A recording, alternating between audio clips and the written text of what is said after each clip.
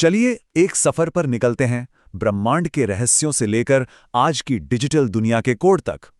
अगले कुछ मिनटों में हम कुछ बहुत ही दिलचस्प सवालों और जानकारियों की दुनिया में गोता लगाएंगे। तो आज का हमारा सफर कैसा रहेगा?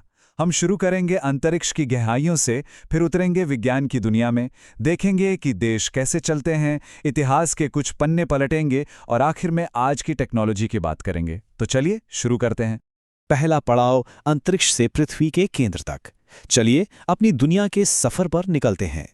ये वाकई में एक बहुत बड़ी बात है। पहली बार ऐसा हो रहा है कि कोई गैर अमेरिकी अंतरिक्ष यात्री चांद का चक्कर लगाएगा। कनाडा के जेरेमी हैंसन 3 अमेरिकी एस्ट्रोनॉट्स के साथ आर्टेमिस 2 मिशन का हिस्सा होंगे।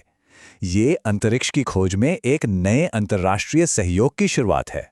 जरा सोचिए, एक ऐसी लकीर जो तय कर दे कि आज कौन सा दिन है, सोमवार या मंगलवार। अंतर्राष्ट्रीय तिथि रेखा जो 180 डिग्री देशांतर पर है, ठीक यही काम करती है। इसे पार करते ही कैलेंडर का दिन बदल जाता है। हमारी धरती ठीक एक प्याज की तरह कई परतों से बनी है। सबसे बाहरी परत, जिसे क्रस्ट कहते हैं, वो बनी है स्याल यानी सिलिका और एल्यूमिनियम से। उसके नीचे है मैंटल, जिसे सीमा कहते हैं, यानी सिलिका और मैग्नीशियम। और सबसे अंदर केंद्र में है कोर यानी नीफे, निकल और फेरस मतलब लोहा। तो ये तो हुई धरती की बात। अब थोड़ा और अंदर चलते हैं विज्ञान की दुनिया में और देखते हैं कुछ बुनियादी खोजों को। आज हमारे लिए ब्लड ट्रांसफ्यूजन एक आम बात है ना? लेकिन सोचिए, एक वक्त था जब ये जानलेवा हो सकता था। और ये सब बदला कार्ल लैंडस्टीनर की एक कमाल की खोज की वजह से। उन्होंने एबीओ ब्लड ग्रुप सिस्टम को खोजा, जिससे लाखों करोड़ों जानें बचीं और मॉडर्न मेडिसिन की नींव रखी गई। विज्ञान सिर्फ किताबों में नहीं होता, वो हमारी रोज की जिंदगी में है।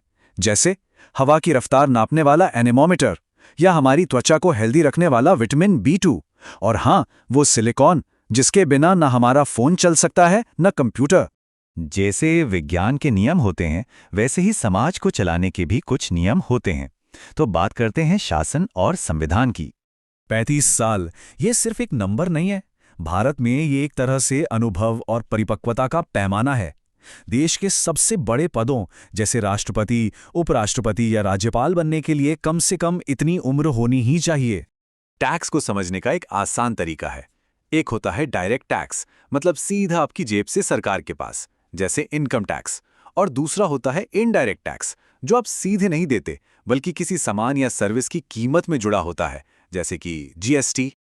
अच्छा, कभी सोचा है कि अगर देश के राष्ट्रपति और उपराष्ट्रपति दोनों ही किसी वजह से अपने पद पर न हो तो क्या होगा? क्या देश बिना लीडर के चलेगा? नहीं, हमारा संविधान बहुत दूर की सोचता है। ऐसी हालत में भारत के चीफ जस्टिस देश की कमान संभालते हैं, जैसा कि जस्टिस हिदायतुल्लाह के समय में हुआ भी था। तो आज के नियम कानून तो हमने देख लिए, लेकिन ये बने कैसे? इसके लिए हमें इतिहास के कुछ पन्ने पलटने होंगे। दिल्ली सल्तनत का दौर, एक के बाद एक कई राजवंश आए और गए। शुरुआत हुई गुलाम वंश से, फिर आए खिलजी, उनके बाद तुगलक, फिर सैयद और आखिर में लोदी वंश। हर एक ने भारत के इतिहास पर अपनी एक अलग छाप छोड़ी। साइमन गो बैक, ये सिर्फ एक नारा नहीं था, ये पूरे देश की आवाज थी। 1928 में जब साइमन कमीशन भारत आया तो उसका जबरदस्त विरोध हुआ। क्यों? क्योंकि उसमें एक भी भारतीय नहीं था, और ये बात भारतीयों को मंजूर नहीं थी कि उनके भविष्य का फैसला कोई और करे।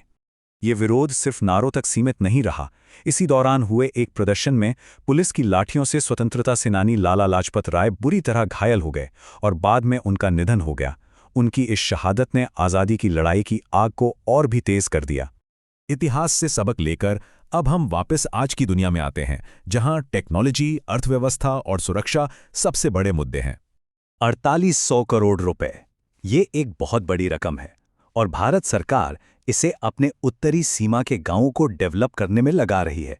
इसका मकसद सिर्फ सड़कें और इमारतें बनाना नहीं है, बल्कि उन इलाकों के समुदायों को मजबूत करना है जो देश की सुरक्षा के लिए बहुत अहम है।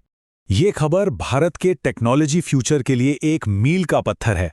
टाटा और ताइवान की बड़ी कंपनी TSMC मिलकर गुजरात में सेमीकंडक्टर चिप बनाएंगी। इसका मतलब यह है कि भारत अब सिर्फ टेक्नोलॉजी का इस्तेमाल नहीं करेगा, बल्कि उसे बनाएगा भी।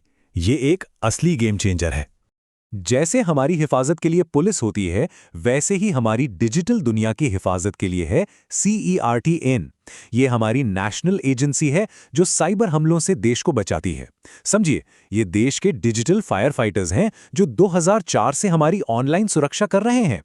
तो यूरोपियन यूनियन ने AI को लेकर एक बड़ा कदम उठाया है। उन्होंने सरकारी सोशल स्कोरिंग पर बैन लगा दिया है। अब जब सारी दुनिया आर्टिफिशियल इंटेलिजेंस के लिए नियम कानून बनाने में लगी है, तो ये पहला कदम हमें एक बड़े सवाल पर लाकर खड़ा कर देता है। टेक्नोलॉजी की इस तेज रफ्तार दौड़ में हम तरक्की और इंसानियत के बीच सही संतुलन कैसे बनाएंगे?